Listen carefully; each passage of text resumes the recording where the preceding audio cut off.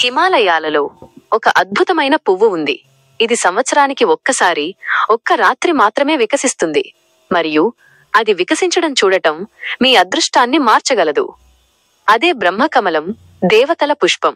14,000 అడుగుల కంటే ఎక్కువ ఎత్తులో, కేవలం ఉత్తరాఖండ్లోని హిమాలయ ప్రాంతాలలో మాత్రమే కనిపించే ఈ పుష్పాన్ని సృష్టికర్త అయిన బ్రహ్మదేవుడికి ప్రతీకగా భావిస్తారు. భగవాన్ శివుడు గణేశుడి తలను మొండెం నుండి వేరు చేసినప్పుడు బ్రహ్మదేవుడు ఈ పువ్వును సృష్టించి దాని నుండి వచ్చిన అమృతంతో ఆయనకు పునర్జీవం పోశారని చెబుతారు. నేటికీ దీని రేకుల నుండి అమృతం చిందుతుందని నమ్మకం.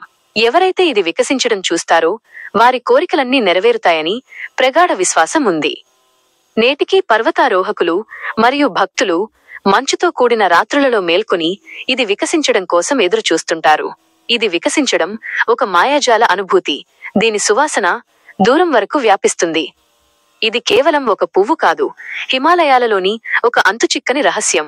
మీరు కూడా దేవతల ఈ పుష్పాన్ని విశ్వసిస్తే వ్యాఖ్యలలో "ఓం బ్రహ్మదేవాయ నమః" అని తప్పక రాయండి.